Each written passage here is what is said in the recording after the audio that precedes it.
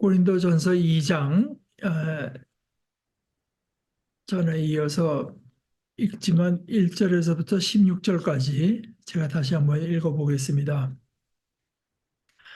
나 자신도 여러분한테 갔을 때 형제자매 여러분, 가서 하나님의 비밀을 여러분에게 널리 알리면서 말이나 지혜에 뛰어남을 끌어대지 않았습니다. 여러분 가운데 있으면서 나는 그 무엇도 알지 않기로 마음을 정했기 때문입니다. 예수 그리스도님, 곧 십자가에 매달리신 이분 말고는요. 나 자신도 여러분 곁에 있을 때 약함과 두려움과 많은 떨림에 사로잡혀 있었습니다.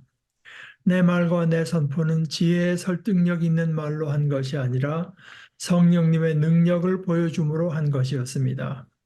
여러분의 믿음이 사람의 지혜가 아니라 하나님의 능력에 토대를 두게 하려는 것이었지요. 그렇지만 우리도 지혜를 말합니다. 다만 성숙한 사람들 가운데서요. 그런데 이 지혜는 이 세대의 것도 아니고 이 세대의 지배자들의 것도 아닙니다. 그들은 사라질 사람들입니다. 오히려 우리는 하나님의 지혜, 곧 비밀 속에 감추어져 있는 지혜를 말합니다. 이 지혜는 하나님이 아주 오래전에 우리의 영광을 위해서 미리 정해두신 것입니다. 이 지혜를 이 세대의 지배자들 가운데서는 아무도 알지 못했습니다. 그들이 알았더라면 영광의 주님을 십자가에 매달리지 않았을 것입니다. 그러나 성경에 이렇게 적혀 있는 대로입니다. 눈이 보지 못하고 귀가 듣지 못한 것들, 또 사람의 마음에 떠오른 적 없는 것들, 그것들을 하나님이 자기의 사랑하는 사람들을 위해서 마련해 두셨다. 우리에게는 그것들을 하나님이 성령님을 통해서 계시해 주셨습니다. 성령님은 모든 것을 살펴보시는데 하나님의 깊은 생각들도 살펴보시기 때문입니다. 사람들 가운데 누가 사람의 생각을 알고 있습니까? 오직 그 사람 안에 있는 그 사람의 영뿐입니다. 마찬가지로 하나님의 생각도 하나님의 영 말고는 아는 사람이 아무도 없습니다. 우리는 세상의 영이 아니라 하나님께로부터 오는 영을 받았습니다. 하나님이 우리에게 은혜로 주신 선물들을 우리가 알 수 있도록 말입니다. 우리도 그 선물들을 말할 때 인간적인 지혜가 가르쳐 준 말로 하지 않고 성령님이 가르쳐 주신 말씀으로 합니다. 영적인 사람들에게 영적인 일들을 설명하면서요. 믿지 않는 사람은 하나님의 영의 일들을 받아들이지 않습니다. 그가 보기에는 그것들이 허무맹랑한 일이고 그것들을 알 수도 없어서입니다. 그것들은 영적으로 판단되기 때문입니다. 영적인 사람은 모든 것을 판단합니다. 그러나 바로 그 사람은 아무에게도 판단받지 않습니다. 누가 주님의 생각을 알았습니까? 그분을 가르쳐 드리겠습니까? 그러나 우리야말로 그리스도님의 생각을 품고 있습니다. 어,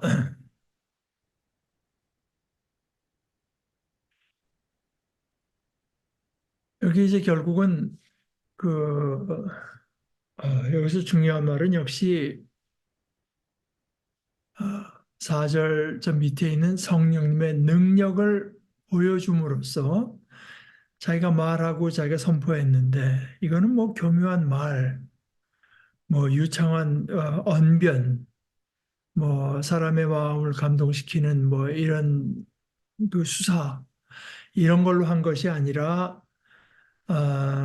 성령님의 능력을 보여줌으로써 한 것이었습니다. 이 성령님의 능력이 뭐냐에 앞서서 이 능력이라는 거 제가 지난주에도 말씀드렸다시피 이제 dynamit라 해서 다이너마이트라고 하는 말의 어원이 이제 거기 있는 건데요. 그 폭발력, 힘. 이것은 저 뒤에 이제 4장 20절에서도 바울 사도가 그런 얘기를 하는데 자꾸 이렇게 뭐 말을 갖고 이모저모로 그냥 떠드는 사람들 많은데 과연 그 사람들이 그 신앙의 바른 길에 서 있는가, 복음의 바른 길에 서 있는가, 자기가 알아볼 때 이렇게 말해요. 내가 여러분 고린도전서 4장 18절부터 20절까지 석절을 제가 읽어보겠습니다. 내가 여러분한테 오지 않을 것처럼 여겨서 거들먹거린 사람이 몇 명 있습니다. 그러나 주님이 원하시면 내가 빨리 여러분한테 갈 것입니다. 그러면 거들먹거리는 사람들의 말이 아니라 능력을 내가 알아볼 것입니다. 하나님 나라는 말에 있지 않고 능력에 있으니까요. 하나님 나라는 말에 있지 않고 능력에 있다. 말이 아니라 이 능력이라고 하는 건 다시 말하자면 실체라고 할 수 있습니다. 실체, 물건. 말뿐이고 물건이 없으면 그 하나님 나라 아니다. 그런데 이제 하나님 나라의 능력이라고 하는 것이 뭐 그러니까 하나님 나라 능력이 있다고 하지만 어떤 상황에 따라서 이제 이러저런 게 그 어떤 그 능력이 어떤 식으로 나타나는가 하는 것은 조금 다르지만 그 근본적으로는요. 예를 들어서 그 앞에 고린도전서 앞이 로마서인데요. 로마서 14장에는 이런 게 있어요. 사람들이 이제 뭐 먹는 거, 뭐 안 먹는 거 이런 거 갖고 자꾸 이제 문제가 생기니까 예를 들어서 예수 믿는 사람 우리가 예수를 믿었다고 하면은 이런 거 먹으면 안 돼. 아니 그런 거 아무 상관없다. 근데 이제 먹으면 안 된다고 생각하는 사람들은 그거 먹어도 된다고 생각하는 사람들을 이렇게 저건 마귀의 자식 뭐 이러면서 판단하지 말라. 또 반대로 자기가 조금 더 뭐 신학적인 지식이 있다고 해서 그것 뭐 음식과 아무 상관없다고 생각하는 사람들은 아직도 여러분 같은 그 자유로운 생각을 갖지 못해서 이건 먹으면 안 된다고 이제 이렇게 생각이 아직 그렇게 열려 있지 않은 사람들을 또 그러니까 너보다 못하다고 이런 식으로 이제 판단하지 말라, 멸시하지 말라. 그러면서 이제 한 얘기가 아,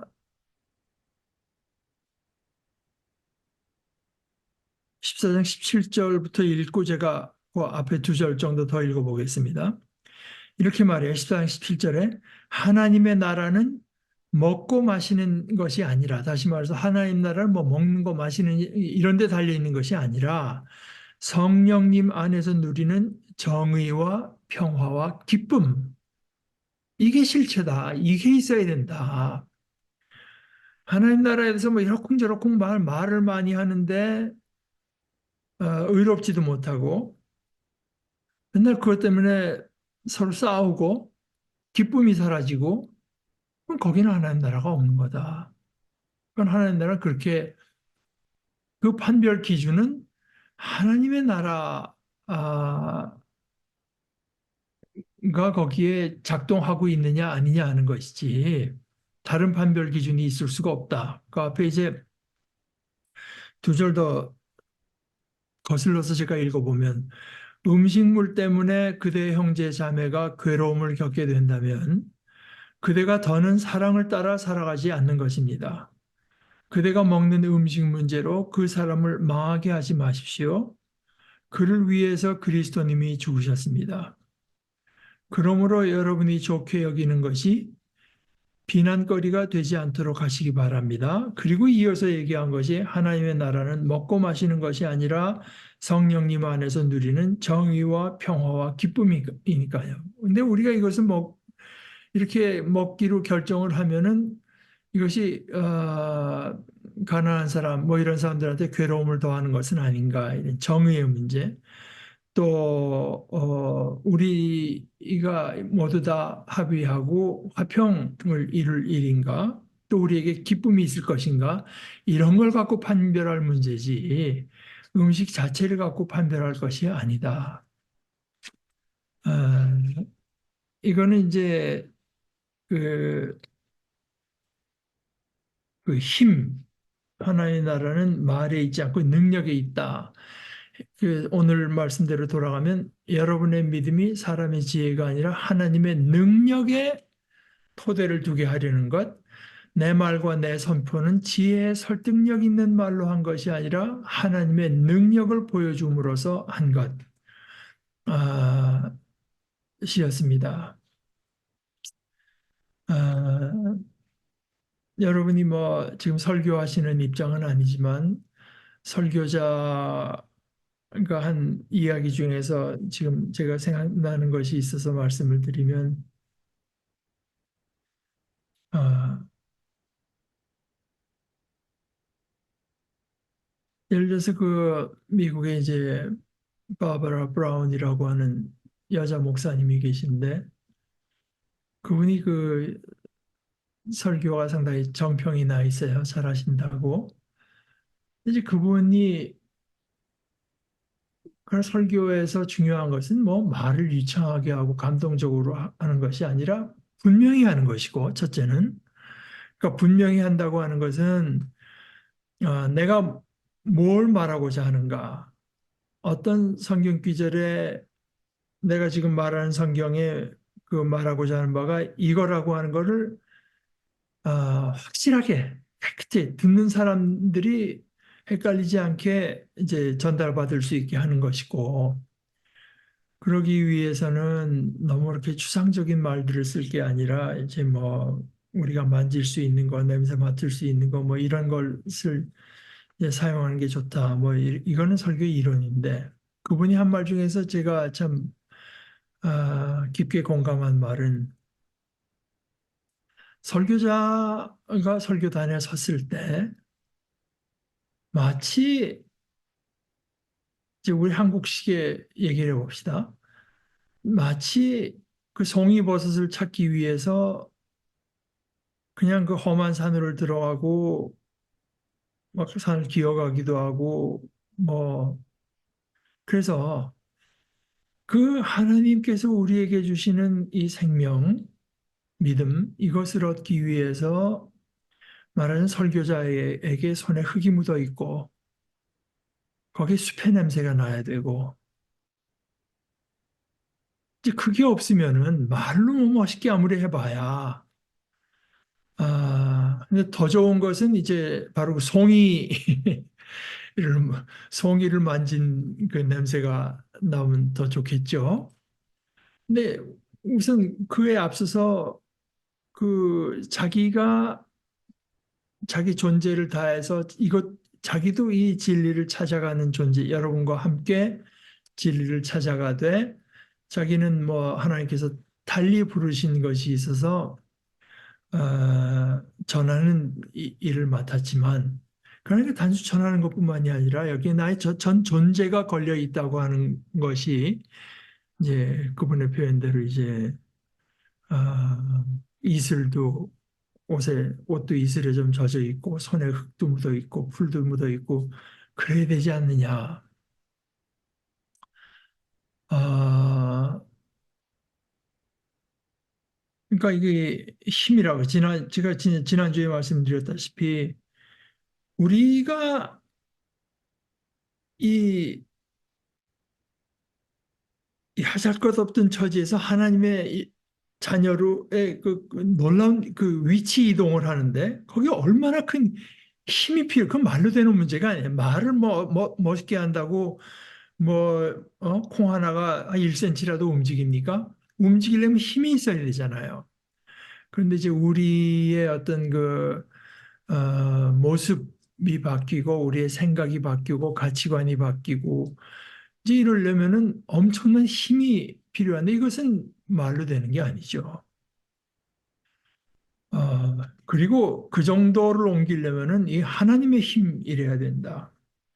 제가 사실 생각해 보면 저희 어릴 때 이제 친구네 집에 갔는데 그 집은 안 믿는 집인데, 그때 그 친구 아버님이 그 함경도 분인데 뭐 그때 하신 말씀이 구체적으로는 지금 제 생각이 안 나지만 저한테 한 얘기는 아닙니다. 그런데 누구 얘기, 예수쟁이들에서 이제 거짓말 안 한다. 뭐 그런 말을 제가 아주 어렸을 때지만 들은 기억이 있습니다. 그때까지만 해도 예수쟁이들은 거짓말 안 한다고 교회 밖에 있는 사람들이 그렇게 생각했어요. 그렇게 여겼어요.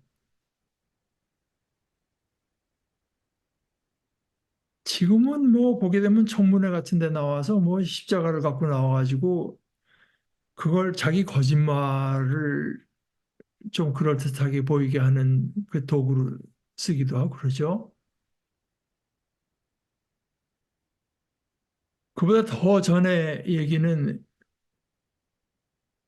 김구 선생님이 한 얘기로 제가 기억하는데 경찰서 10개 세우는 것보다 교회 하나 세우는 게 낫다.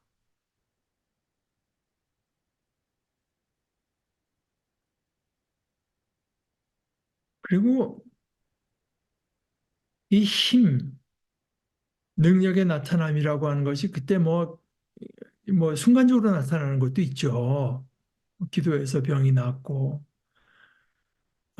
저도 뭐 기도 응답을 짤막짤막하게 순간순간적으로 받은 것도 있고, 것들도 있고, 그런데 제가 제일 아주 화끈하게 들은 것은 그 대한극장 건너편에 그 극동극장이 있는 아데네 극장 그 바로 뒷골목에 이제서 소위 신유 하나님의 능력으로 치유하는 집회를 하던 변계당 권사님 그때 그 제 친구를 데리고 가서 그때 기도를 받는데 그분이 이제 그 하나님께 기도하거든요. 기도하는데 꼭 진짜 그 자기 아버지나 뭐 누구에게 얘기하듯이 해요. 예수님이 주로 예수님께 기도. 예수님 저는 예수님이 병 고치시는 거 많이 봤어요. 뭐 이제 그런 식으로 기도하시는데 그러면서 제가 아마 여러분께 말씀드렸을 겁니다. 많이 봤어요. 자기가 고쳤다는 얘기 절대로 안 하죠. 그냥 그 권사님한테 선물 사갔다 혼납니다. 내가 고쳤냐? 너 이런 식으로 하면 하나님 섭섭해 한다. 저 야단, 야단 많이 맞습니다. 그런데, 아, 저는 예수님이고 뭐 이런 것도 받고 저런 것도 받고 하다가 그 순간이 잘라진 팔이 붙는 것도 봤어요. 그러니까 뭐 기도하면서 거짓말하겠어요. 부러진 팔이 아닙니다. 잘라진 팔이 붙는 것도 봤다고. 어, 뭐 그런 어떤 즉각적인 그 성령의 능력도 있지만 어, 오히려 그것보다 더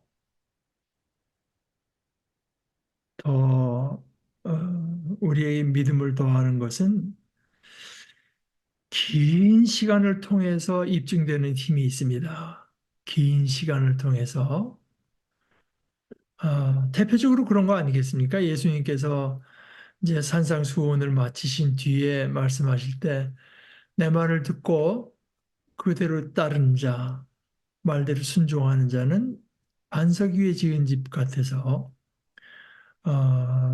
비가 들이치고 해도 물이 넘쳐나도 어, 흔들리지 않고 휩쓸려 내려가지 않는다. 반면에 내 말을 듣기만 하고 실행하지 않는 자는 모래 위에 지은 집과 같아서 비가 오고 물이 들이칠 때 이제 휩쓸려가 그 무너짐이 대단하. 근데 이제 그것이 어, 이게 그 순간적인 일을 말씀하신 것은 아닌 것 같아요. 그러니까 어,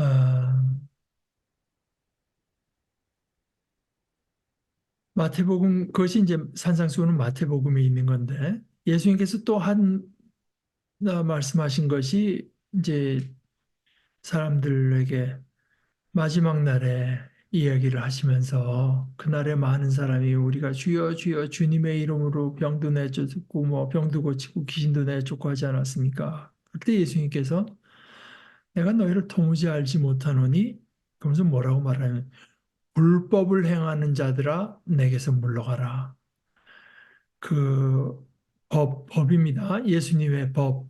아노미아인데요. 놈이 그 법이고 아는 이제 무법 예수님의 법이 없는 것 법을 따르지 않고 법이 없는 것처럼 살아간 자들아 내게서 물러가라.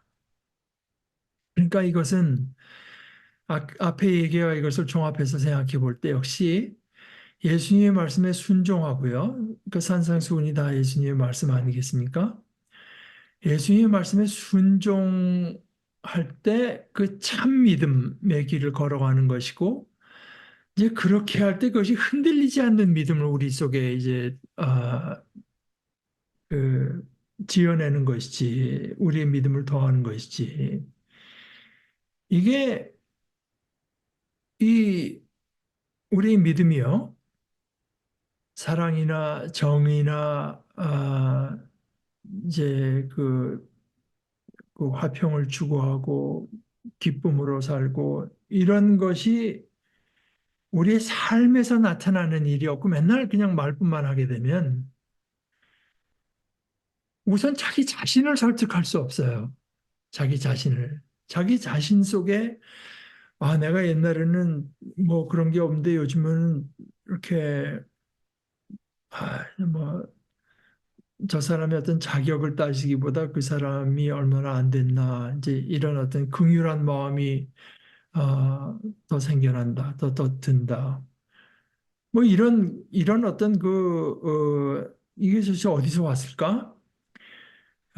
이런 자기 삶에서 나타나는 힘이 없으면 자기 자신이 설득이 되지가 않고 믿음이 자라지가 않습니다. 그래서 사실 생각해 보면 그래요. 그러니까 뭐 제가 이제 그래서 그 미국에서 목회할 때도 이제 그 유, 그 고등학생들 뭐 이런 지도하는 전도사님을 초빙할 때 제가 그 초빙하지 않으려고 했고 또 실제로 초빙하지 않은 것은 그, 그 어린아이들 이렇게 감정을 건드려 가지고 그 아이들이 뭐 그냥 어디 집회하고 나면 뭐 하나님께 뭐 헌신하고 뭐 선교사로 나가면 뭐 그때 다 손들고 나중에 이제 대학 졸업하고 자기가 하나님께 서약한 걸 못 짓다고 또 죄책감에 또 그건 완전히 그거는 소위 영어로 manipulation 사람의 그 이제 감정을 그런데 지도자는 그런데 굉장히 만족을 느끼죠. 뭐 아이들이 그냥 눈물 펑펑 흘리면서 뭐 나는 평생을 주님께 뭐 헌신하겠습니다. 그러면 그러나 그것은 아, 제가 이제 지내면서 보면 그렇게 뭐 중고등학교 때 대학 심지어 대학생 때도 그렇게 눈물 막 철철 쏟으면서 뭐 굉장한 이 아이들은 뭐 굉장한 성령의 역사가 나타나나 보다 했더니 나중에 보면 교회도 안 나오고 그러니까 예수님의 말씀처럼 예수님의 말씀을 순종하는 이 느리면서 긴 길,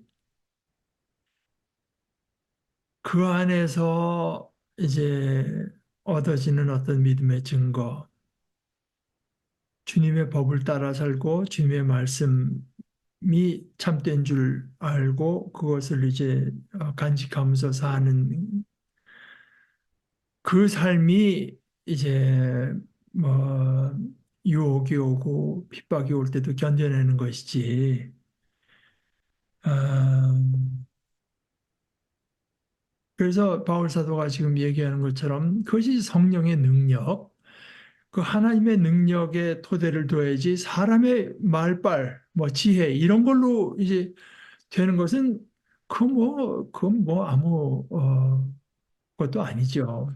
그렇지만 이제 그것이 받아들여진 뒤에는 우리도 지혜를 말합니다. 지혜는 좋은 거 아니겠습니까? 다만 성숙한 사람들 가운데서요. 그러니까 이게 이제 저는 이렇게 봅니다. 아, 그 C.S. 루이스의 책 이름이 피고석의 하나님, 하나님 피고석에 앉아 있다. 이 얘기 뭐냐면은 어, 옛날에는 하나님이 재판관에 앉아가지고 이제 재판하는 분이었는데 요즘 세상은 인간이 이제 재판정에 앉아가지고 이제 하나님께 판결을 내린다는 거죠. 오늘 이제 바울 사도가 말하는 것은 사실은 근대 이야기뿐만이 아니라 그들도 지혜를 그, 그 판정의 기준으로 삼고 능력을 판정의 기준으로 삼아서 어, 이제 이게 이렇다 저렇다 그것을 궁극적인 판정 기준으로 이제 삼아서 심지어 그렇게 해서 어떻게 했냐? 영광이 주님을 십자가에 매달지 않았냐? 너 십자가에서 내려와 보라 했잖아. 그 사람들이. 그러면 우리가 믿겠다. 로마 이런 것들을 압도하는 힘을 보여달라는 거죠. 능력과 기사. 이런 거면 내가 믿겠어. 그러니까 그 자기가 가진 어떤 능력과 힘이라고 하는 어떤 기준, 또 뭐가 심오하고 그냥 뭐 그럴듯한 이론, 이제 이런 걸 갖고 판단할 때 오히려 십자가에 달리신 예수 그리스도는 그 눈으로 보게 되면 무력하기 짝이 없고 어리석이 짝이 없는 것으로 보일 수밖에 없는데 사실은 능력의 궁극이요 지혜의 궁극은 십자가에 달리신 그리스도가 아니냐. 그러니까 성숙한 사람들 가운데 지혜를 말한다고 하는 것은 이 판단 기준이 바뀐 것을 말하는 것이죠. 능력과 지혜의 정의가 바뀐 것입니다. 우리가 십자가에 달리신 예수 그리스도 이것이 하나님의 능력이고 하나님의 지혜, 다른 어떤 것으로 할 수 없는 능력과 지혜라고 하는 것을 받아들인 입장, 이제 그것을 가지고 어떤 그 지혜가 그것을 말하다. 그 말은 유익한데 이건 뭐 별거 아니다. 유익한데 또는 뭐 그 말은 그렇다고 해서 하나 유익이 없다. 십자가에 달리신 그리스도를 나타내기 위해서는 그러니까 이런 거는 쓰레기다. 뭐 이런 것을 판단하는 것이 지혜나 능력을 십자가에 달리신 그리스도를 가지고 판단하는 것이지 자기가 생각하는 어떤 지혜나 언변이나 능력을 가지고 하나님의 일을 판단하는 것은 이게 이제 어린아이들이거든요. 어린아이들이라고 하는 게 판단 기준이 이제 유치하잖아요. 그래서 성숙한 사람이라고 하는 거는 능력이나 지혜에 정의가 뒤바뀐 사람들인데 이게 바로 성숙함입니다. 이게 성숙함이에요.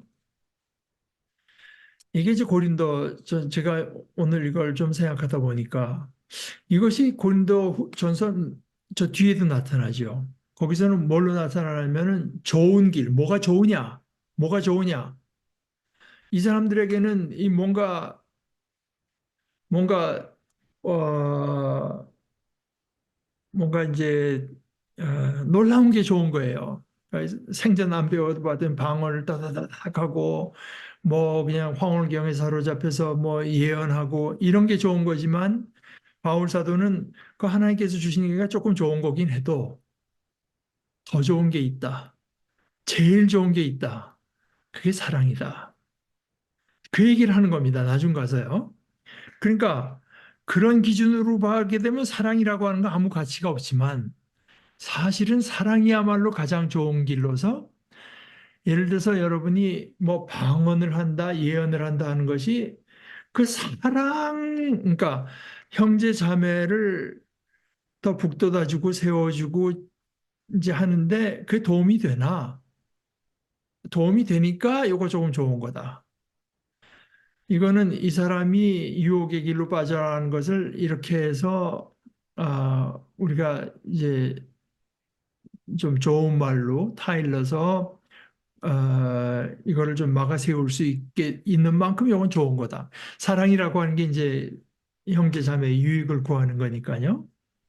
그렇게 좋은 그러니까 사랑이고 형제 자매를 세워주는 것이 제일 좋은 거라고 하는 판단 기준을 가지고 지식은 얼마나 유용하고 방언은 얼마나 유용하고 예언은 얼마나 유용하고 이렇게 판단할 줄 아는 게 이게 성숙한 사람입니다. 이게 성숙한 사람이고 이제 이것이 성령의 영적인 사람인 거예요. 이게 영적인 사람. 그러니까 영적인 사람은 곧 사랑의 사람이고 사랑이 제일 좋은 길인 줄 아는 사람입니다. 그러니까 반대로 말을 하면은 이 사랑이라고 하는 걸 하나도 모르고 내가 저 친구보다 내가 뭐 교회에 더 익숙하니까 뭐 복음성을 더 많이 하니까 설교를 더 유창하게 할 수 있으니까 뭐 내가 목회하는 교회가 더 큰 사업을 하니까 뭐 성도가 많고 예산이 많으니까 뭐 우리 교회에 뭐 난다긴다는 사람들이 많이 오니까 이런 거 가지고 이제 뭐 중요하게 생각 이게 유치한 겁니다. 이 유치한 것이고 이것이 육적인 거예요. 이것이 육적인 거라고 말을 합니다. 이것은 영적인 것과 대비해서 육적인 거. 그러니까 오늘 능력이나 지혜가 뭐냐 하는 그 정의가 이제 십자가에 달리신 예수 그리스도가 이것이 이제 능력이요 지혜라고 하는 것을 이제 받아들이고 나서 그것을 가지고 능력이나 지혜를 판단하는 어떤 가치의 전복, 그 정의의 전복, 뒤집힘 이것이 이제 영적이라고 한다면 이제 그런 성숙한 사람들 가운데서 우리가 지혜를 말할 수 있습니다 하는 거죠. 이제 이것이 어, 이것이 성숙함 어, 이라고 한다면 이것이 쭉 이어져서 나중에 이제 그 내가 가장 좋은 길이 무언가를 여러분에게 보이리라 하면 사랑은 오래 참고 뭐 사랑은 오냐 이제 고린도전서 13장이 소개되기 바로 앞에 12장 마지막 절이 그건데요. 내가 가장 좋은 길을 너에게 보이리라.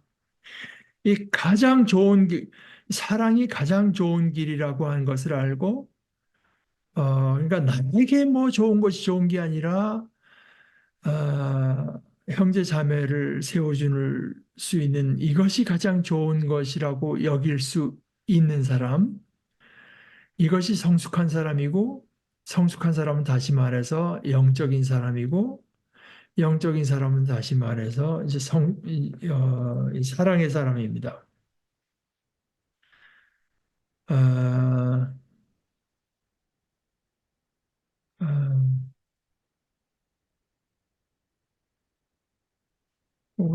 우선 이제 그 정도에서 본문으로 돌아가십시다. 그렇지만 우리도 지혜, 이제 그렇게 이것을 받아들인 입장에서는 이제 지혜를 말을 할 수가 있습니다.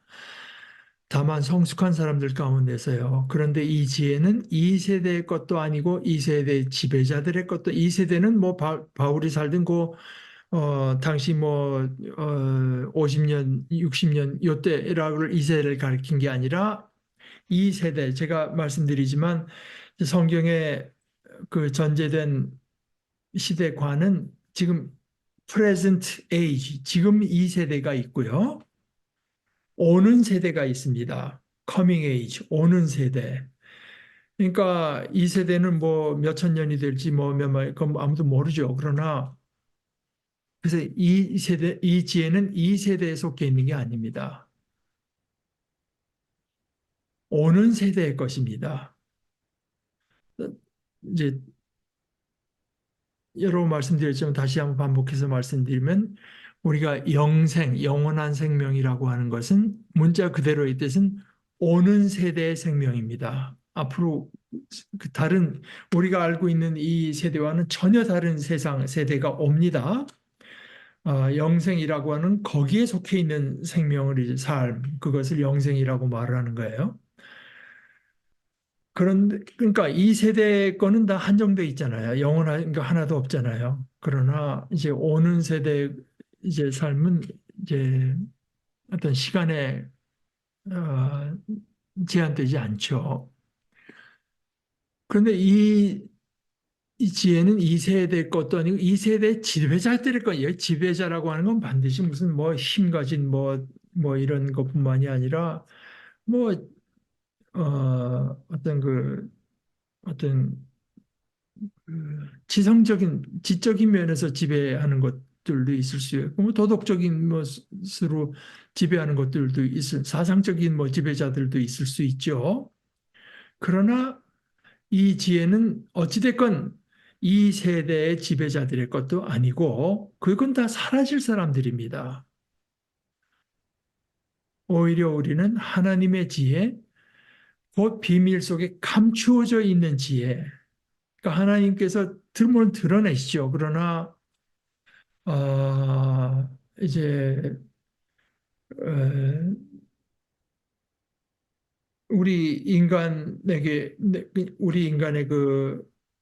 어, 그냥 눈에는 감추어져 있는 비밀 속에 감추어져 있는 지혜를 말을 하는 것이고 이 지혜는 하나님이 어쩌다가 이제 이거 안 되겠구나 그래 그때 생각해내신 것이 아니라 아주 오래전에 우리의 영광을 위해서 이제 바울 사도에게서 영광이라고 하는 것은 어, 권영경 교수의 표현을 빌자면 바울 서신에서 영광은 종말론적 구원, 그러니까 이제 마지막 구원을 묘사하는 하나의 그림 언어 이미지다.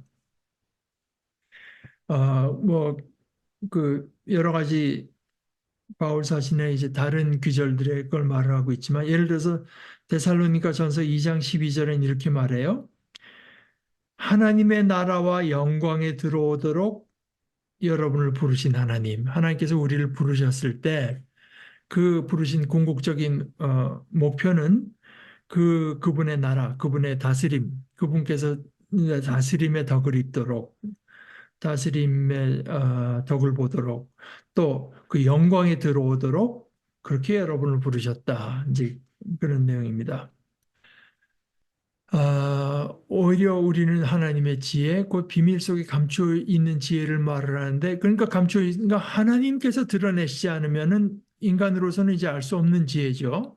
오히려 미련해 보이는 지혜고, 말도 안 돼 보이는 지혜, 허무맹랑해 보이는 지혜를 이제 말을 하는 것이죠. 이 지혜는 하나님이 아주 오래전에 우리의 영광을 위해서 미리 정해두신 것입니다. 이 지혜를 이 세대의 지배자들 가운데서는 아무도 알지 못했습니다. 그들이 알았더라면 영광의 주님을 십자가에 매달지 않았을 것입니다. 그건 뭐 본디오 빌라도뿐만이 아니라 대제사장, 뭐 서기관들, 뭐 바리새인들 잔뜩 있었지만 결국은 영광의 주님을 십자가에 매달지 않았습니까? 그 세대를 어떤 리더들 또 지배한다고 하는 아무도 알지 못했습니다. 그러나 성경에 적혀 있는 대로 인간의 눈에는 보이지 않고 인간의 귀로도 들을 수가 없고 사람의 마음에도 떠오른 적 없는 것들 그것들을 하나님이 자기를 사랑하는 사람들을 위해서 마련해 두셨다. 근데 이제 그것은 아, 그런데 우리에게는 그것들을 하나님이 성령님을 통해서 계시해 주셨습니다. 어,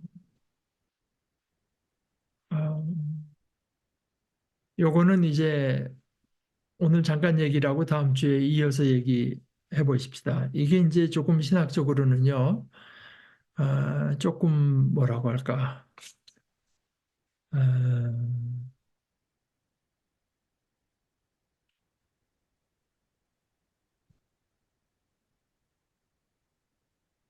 어, 설명이 필요한 대목이라고 할 수 있어요. 우리가 다 미련한데, 또 무식한데, 마음이 닫혀 있는데, 우리가 어떻게 그것을 깨닫게 됐을까?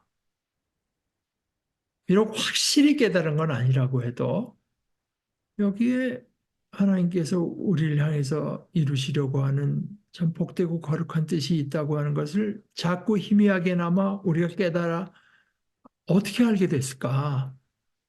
우리에게는 아무런 지혜도 없고 지식도 없는데, 이제 이것을 이제 어, 제일 설명한 유명한 사람이 이제 어거스틴입니다. 그러니까 어거스틴이 354년에 태어나서 430년에 죽었는데, 어거스틴이 설명을 했고, 이걸 이제 529년에 가톨릭 교회가 그때까지만 해도 가톨릭 신교가 나눠 있지 않았으니까 이제 교회가 오렌지라고 하는 데서 이제 오렌지인지 오랑지인지 모르겠어요. 거기서 이제 그 공의회를 해가지고 이제 받아들여서 그래서 이제 가톨릭 교회뿐만이 아니라 어, 여기 지금 신교 측에서는 그 개혁교회 또 알미니안 교회 신학들이 다 이제 이것을 받아들인 내용인데 어거스틴은 뭐라고 이걸 설명했냐 하면은 어, 인간이 어떤 인간이 거기에 대해서 결정을 내릴 수 있도록 우리가 오히려 믿음을 가지고 이것을 마음을 열기 전에 이미 성령께서 우리 속에 미리 오셔서 우리가 그것을 이제 받아들일 수 있도록 역사하셨다. 그래서 우리말로는 이제 선행, 먼저 간다는 게 선행적 은혜라고도 하고 또는 선행적 거룩한 성총이라고 아마 이게 가톨릭의 용어인지 모르겠어요.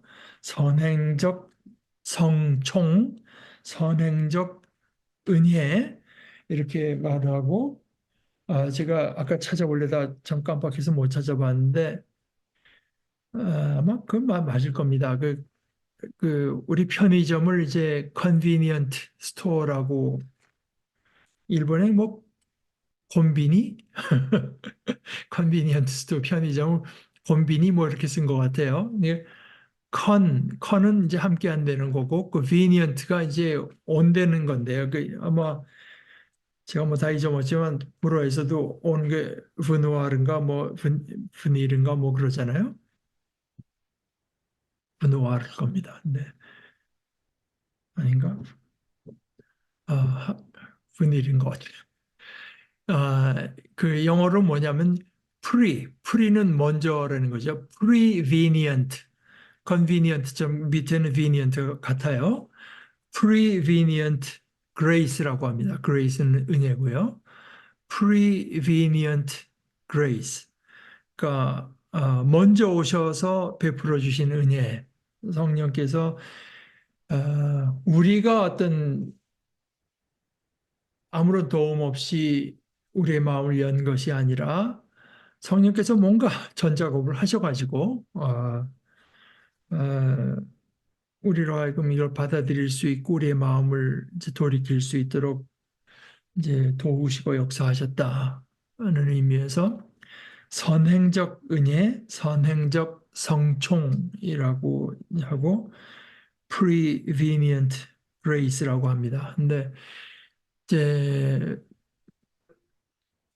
그 복잡한 얘기를 하면은 그 뒤 것까지 하기면 너무 많아지는 것 같아서 오늘 이제 거기까지만 하고 다음 주에는 이제 그 10절서부터 우리에게는 그것들을 하나님이 성령님을 통해서 계시해 주고 이제 뭐 하는 이런 이야기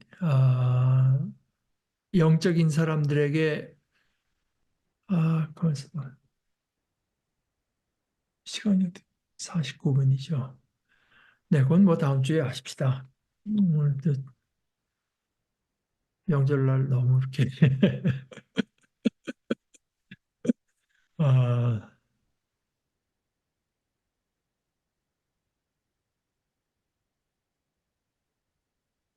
네. 뭐더 제가 뭐 더 덧붙일 내용은 어,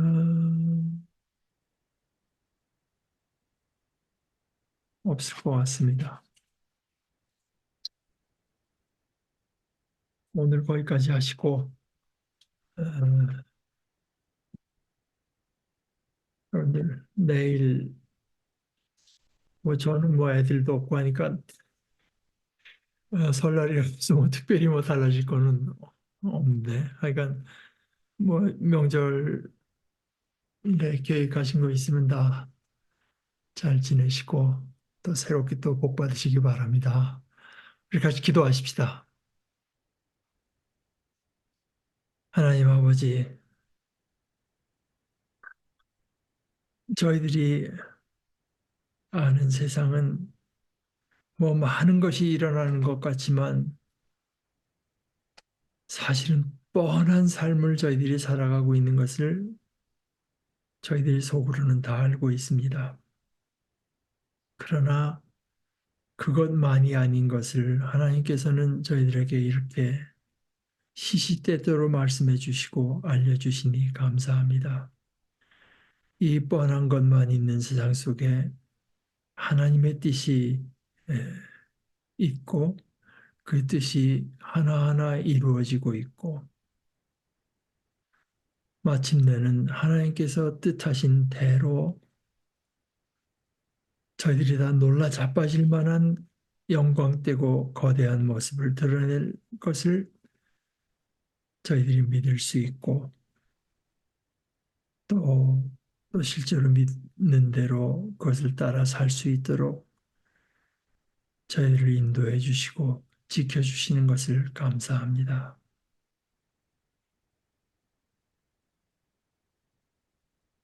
연약한 저희들을 도우시고 지켜주셔서 이 믿음의 위에 길에 서게 하시고 순종하게 하시고